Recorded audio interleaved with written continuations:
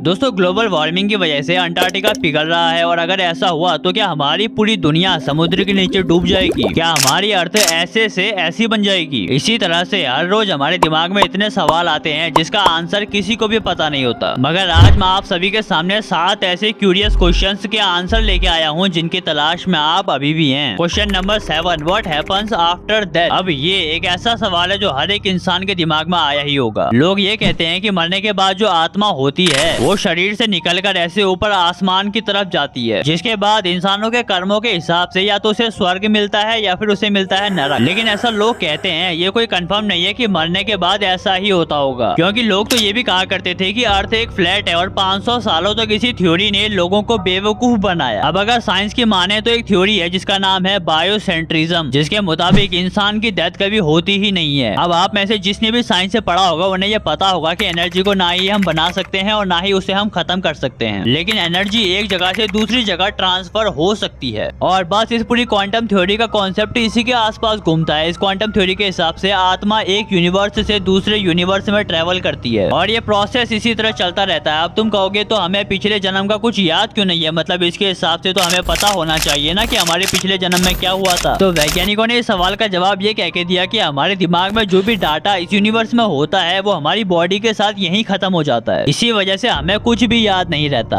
Number 6, do we live in a simulation? आपने जब भी वीडियो गेम्स खेले होंगे जैसे कि GTA, PUBG, फ्री फायर, अब जैसे उसके अंदर हम पूरे गेम को कंट्रोल कर रहे होते हैं और हम उसमें जो भी चाहें वो कर सकते हैं, तो इसी तरह से बहुत से लोगों का यह मानना है कि हमारी दुनिया भी एक सिमुलेशन है, मतलब कि एक वीडियो गेम की तरह है जिसे कोई एडवांस सिविलाइजेशन कंट्रोल कर रही है। अब पहली बार जब इस थ्योरी के बारे में दुनिया को पता चला था तो सबको लगा कि ये एकदम बोगस थ्योरी है, मतलब कि बिल्कुल बकवास। लेकिन फिर जब रिसर्च करी गई तो ये पता लगा कि जो भी हमारी इस दुनिया में चीजें बनी हैं वो सभी की सभी मैथमेटिकल नियमों पे बेस्ड हैं। मतलब हैरान करने वाली बात है कि हमारे आसपास जो भी है वो सबका सब मैथमेटिकल नियमों पे बेस्ड है। यहाँ तक कि हमारा DNA सीक्वेंस भी एक मैथमेटिकल मॉडल है। मतलब कि ऐसा लगता है कि इस दुनिया को किसी कोड से प्रोग्राम किया गया है और अगर हमारी दुनिया एक सिमुलेशन है तो कोई ना कोई हमको कंट्रोल कर रहा है। यहाँ तक कि आज भी इलॉन मस्क का ये मानना है कि मे बी हमारी दुनिया एक सिमुलेशन हो सकती है। अब मेरे हिसाब से तो ये 1 in बिलियन चांस है, मतलब लगभग 0% चांसेस हैं कि हम एक सिमुलेशन में हैं। वैसे आपको क्या लगता है कमेंट में बताना। Number 5, is time travel possible? क्या समय यात्रा सच में संभव है? वेल ये एक ऐसा क्वेश्चन है जिसका आंसर पूरी तरह से आज तक दुनिया को पता नहीं लग पाया है। अब पहली बार समय यात्रा की बात करी थी सर एल्बर्ट आइंस्टाइन ने। उनके हिसाब से टाइम ट्रेवल पॉसिबल हो सकता है, जिसके लिए उन्होंने 2 नियम बताए। पहला कि आप स्पीड ऑफ लाइट से स्पेस में ट्रेवल करो और जैसे कोई भी ऑब्जेक्ट स्पीड ऑफ लाइट मतलब कि 3 लाख किलोमीटर पर सेकंड की स्पीड से जाता है तो उसके लिए टाइम धीरे हो जाता है। दरअसल 1971 में एक एक्सपेरिमेंट भी किया गया जिसमें 3 क्लॉक्स का इस्तेमाल किया गया। एक पहली क्लॉक को नीचे ही रखा गया जमीन पर और बाकी 2 को एरोप्लेन्स में एक दूसरे से अपोजिट डायरेक्शन में ट्रेवल कराया गया। और फिर जब तीनों क्लॉक्स को एक साथ रखा गया तो तीनों क्लॉक्स का टाइम कुछ नैनो सेकेंड्स आगे पीछे था। इसका मतलब कि क्लॉक्स ने कुछ नैनो सेकेंड्स का टाइम ट्रेवल किया और यहाँ से सर एल्बर्ट आइंस्टाइन की टाइम डायलेशन वाली थ्योरी प्रूव हो गई। दूसरा तरीका टाइम ट्रेवल का सर एल्बर्ट आइंस्टाइन ने बताया ग्रेविटी का यूज करके, जिसमें उन्होंने कहा स्पेस एक चादर की तरह है और जिस भी ऑब्जेक्ट का वजन जितना ज्यादा होगा उसकी ग्रेविटी भी उतनी ही ज्यादा होगी और जिसकी ग्रेविटी जितनी ज्यादा होगी उसके आसपास टाइम धीरे चलेगा। इसीलिए अगर आप ब्लैक होल के पास टाइम बिताएंगे तो आप फ्यूचर में ट्रेवल कर पाओगे, क्योंकि ब्लैक होल यूनिवर्स के हैवीएस्ट ऑब्जेक्ट माने जाते हैं। तो देखा जाए तो टाइम ट्रेवल तो पॉसिबल है, भले ही अभी इंसानों के बस का नहीं है, बट फ्यूचर में टेक्नोलॉजी इंप्रूव हो जाने के बाद टाइम ट्रेवल में भी हो पाएगा। Number 4, does Mariana web exist? अब आप में से जिनको भी थोड़ा बहुत इंटरनेट के बारे में नॉलेज होगा तो आई एम श्योर कि उन्होंने डार्क वेब के बारे में तो जरूर सुना होगा। डार्क वेब मतलब एक ऐसा इंटरनेट का पोर्शन जहां इलीगल काम होते हैं, like drug selling, hiring hitman और भी बहुत कुछ। अब ये डार्क वेब नाम का शब्द लोगों में तब पॉपुलर हुआ था जब 2013 में FBI ने सिल्क रोड नाम की एक वेबसाइट को बंद करवाया था। सिल्क रोड नाम की ये वेबसाइट साल 2011 में बनी थी और ये वेबसाइट सिमिलर थी अमेजोन या फिर फ्लिपकार्ट की तरह। बस अंतर इतना था कि यहाँ आप हथियार से लेके ड्रग्स और जो इलीगल सामान मार्केट में है वो सब कुछ खरीद सकते थे। अब जब सिल्क रोड वाली न्यूज बाहर आई तो बहुत से न्यूज चैनल्स ने मारियाना वेब का भी कॉन्सेप्ट बाहर निकाला। मारियाना वेब इंस्पायर्ड था समुद्र के डीपेस्ट कॉर्नर से, जिसे हम कहते हैं मारियाना ट्रेंच। अब लोगों के हिसाब से मारियाना वेब में तुम्हें ऐसे लोगों के बारे में पता लग सकता है जो हमारी दुनिया को सीक्रेटली कंट्रोल कर रहे हैं, जैसे कि इल्यूमिनाटी, या फिर कुछ डीपेस्ट सीक्रेट मिल सकते हैं वर्ल्ड वॉर 2 के। लेकिन जब उन्हीं लोगों से पूछा गया कि हम मारियाना वेब तक पहुंच क्यों नहीं सकते तो वही लोग ये भी कहते हैं कि मारियाना वेब तक पहुंचने के लिए हमें क्वांटम कंप्यूटर्स की जरूरत पड़ेगी, जो कि अभी तक दुनिया में किसी के पास है ही नहीं। कुल मिला के तो इसका मतलब यही बनाना कि मारियाना वेब होता ही नहीं है। ये कुल मिला के एक फेक कॉन्सेप्ट बनाया गया था टीआरपी के लिए। डार्क वेब होता है कोई शक नहीं, लेकिन मारियाना वेब के होने का कोई भी सबूत आज तक नहीं मिला।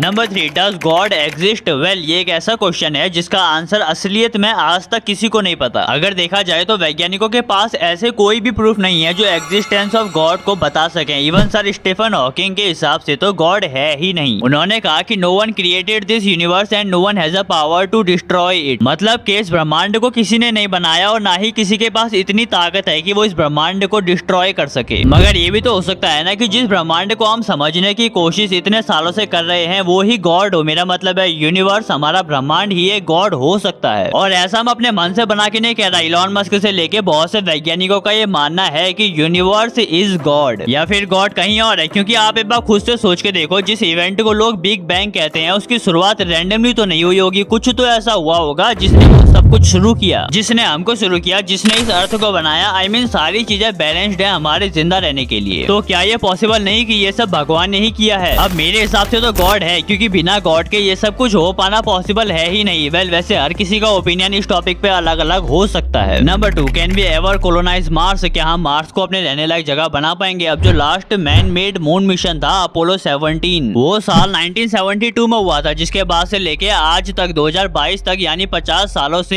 एक भी प्रॉपर मून मिशन नहीं हुआ है। और हम लोग यहाँ बात कर रहे हैं मार्स को कोलोनाइज करने की। वैसे देखा जाए तो ये किसी साइंस फिक्शन मूवी से कम नहीं लगता, लेकिन रियलिटी थोड़ा अलग है। बात यह है कि मार्स को हैबिटेबल बनाने के लिए, मतलब रहने लायक बनाने के लिए अभी बहुत ज्यादा मेहनत करनी बाकी है। अब मैं एक बार अर्थ को मार्स से कंपेयर करके बताता हूँ। अर्थ की ग्रेविटी है 9.807 मीटर पर सेकेंड स्क्वायर, जिसको सिंपल रखने के लिए हम बोलते हैं 1G। अब ये हमारे लिए बिल्कुल परफेक्ट है, लेकिन मार्स की ग्रेविटी है 3.721 मीटर पर सेकेंड स्क्वायर। मतलब कि हमारी बॉडी इतना प्रेशर नहीं झेल पाएगी और स्पेस सूट से बाहर आते ही हम मर जाएंगे। दूसरी सबसे बड़ी प्रॉब्लम है मार्स का एवरेज टेम्परेचर। मार्स का एवरेज टेम्परेचर है -65 डिग्री सेल्सियस। इसका मतलब कि मार्स अंटार्कटिका से भी ज्यादा ठंडा है, क्योंकि अंटार्कटिका का जो टेम्परेचर वेरी करता है वो करता है -10 डिग्री सेल्सियस से -60 डिग्री सेल्सियस। तीसरी सबसे बड़ी प्रॉब्लम है वहाँ के एटमॉस्फेयर की। वहाँ के एटमॉस्फेयर में 95.32% सिर्फ कार्बन डाइऑक्साइड गैस है। और इतना तो आपको भी पता है कि CO2 गैस में ह्यूमन बॉडी का पना पाना नामुमकिन है। लेकिन जैसे हर एक प्रॉब्लम का कोई ना कोई सॉल्यूशन होता है, वैसे ही वैज्ञानिकों ने एक सॉल्यूशन दिया। उन्होंने कहा कि मार्स पे कुछ ऐसे चेंबर से बनाए जाएं जिसके अंदर अर्थ जैसा ही एटमॉस्फेयर सेट किया जाए। मतलब सब कुछ अर्थ जैसा ही होना चाहिए, लेकिन इसको करते करते इंसानों को कम से कम 50 से 100 साल तो लग ही जाएंगे। तो मार्स तो कोलोनाइज हो सकता है, लेकिन बहुत ही लंबे समय बाद। Number 1, can earth be ever under water? अब दोस्तों आजकल एक नया टॉपिक आया है। लोगों का ये मानना है कि जिस तेजी से अंटार्कटिका और ग्लेशियर की बर्फ पिघल रही है, तो पूरी दुनिया 1000 सालों में पानी के अंदर समा जाएगी। अब इस प्रेडिक्शन पे वैज्ञानिकों का कहना यह है कि ये मुमकिन ही नहीं है, क्योंकि अगर समाओ सारी बर्फ पिघल भी गई तब भी सी लेवल 70 मीटर तक ही मैक्सिमम राइज करेगा, मतलब कि सिर्फ 230 फीट। हाँ, इस वजह से कोस्टल सिटीज जरूर डूब जाएंगी, लेकिन हम इंसान समाओ सरवाइव कर जाएंगे। जबकि असलियत में ये सभी आइस कैप से पिघलने ही नहीं वाले, क्योंकि अंटार्कटिका के बर्फीली चट्टानों ने कई बार गर्म तापमानों को सहाया, जैसे कि 40 डिग्री सेल्सियस। 30 फरवरी 1982 के दिन अप्रोक्स इसी तापमान को अंटार्कटिका ने सहा और कुछ भी नहीं बदला। बाकी फ्यूचर का एग्जैक्ट प्रिडिक्शन करना किसी के भी बस का नहीं है, पर अभी तक आप ये मान के चलो कि ऐसा कुछ नहीं हो सकता। आज के लिए बस इतना ही। अगर आपको जानना है कि हमारी अर्थ के नजदीक कौन से ऐसे एस्ट्रॉइड्स हैं जो हमें खत्म कर सकते हैं, तो वीडियो का लिंक मैं डिस्क्रिप्शन में दे दूंगा। Thanks for watching.